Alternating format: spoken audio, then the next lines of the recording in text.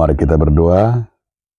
Kasih karunia dan damai sejahtera dari Allah Bapa dan dari anaknya Tuhan Yesus Kristus menyertai kamu sekalian. Amin. Shalom Bapak Ibu, saudara-saudaraku sekalian di dalam nama Tuhan Yesus Kristus.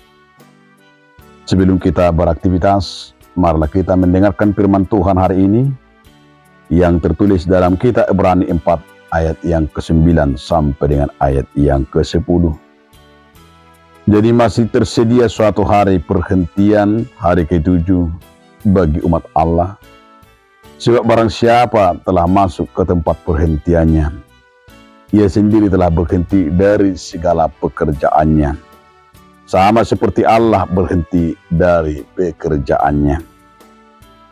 Di bawah ini, adong dope sihirimon paradianan sahabat di bangsuni di Batam. Ai ibana nang bongot tu paradianan ni, maradia dosian naniulana songon di Bata na maradian sian naniulane. Demikian firman Tuhan. Bapak Ibu, saudaraku sekalian di dalam nama Tuhan Yesus Kristus, judul renungan kita, Hari Perhentian bagi Tuhan.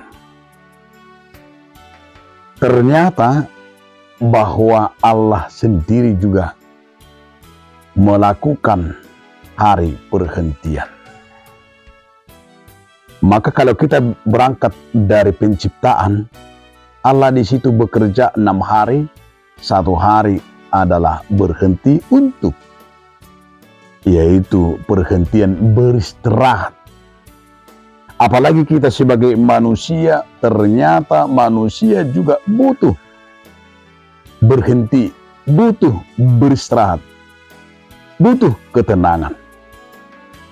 Itu sebabnya juga penulis kitab Ibrani menuliskan dan menyatakan kepada kita bahwa manusia itu juga ternyata membutuhkan sebuah peristirahatan dan perhentian. Maka kalau kita berangkat dari hari yang Tuhan berikan kepada kita, 6 hari itu adalah diberikan bagi kita untuk bekerja. Tapi ada 1 hari diberikan bagi kita untuk beristirahat, untuk memuji, memuliakan nama Tuhan. Tapi begitu banyak sekarang ini kalau kita dalam kemajuan-kemajuan, kalau kita lihat dalam dunia bisnis dan juga dalam hal pekerjaan-pekerjaan. Di hari Minggu itu yang kita dengar sering terjadi, istilah lembur, istilah 2 kali lipat. Bahkan juga banyak orang mencari di hari Minggu itu. Bagaimana menurut kita Bapak Ibu saudaraku? Ternyata bahwa kita melihat begitu manusia itu tidak lagi memahami arti beristirahat dan memahami istilah bahwa hari perhentian. Sebenarnya juga ada berhenti. Ada juga bahkan peraturan hari Sabat bagi orang Israel juga ada istilah hari perhentian. Bahkan tanah juga ada istilah hari berhenti. Ada juga istilah Sabat bagi segala ciptaan Tuhan. Apalagi kita sebagai manusia, karena kita perlu yaitu untuk merenungkan dan juga perhentian sekaligus juga pengurusan bagi Tuhan.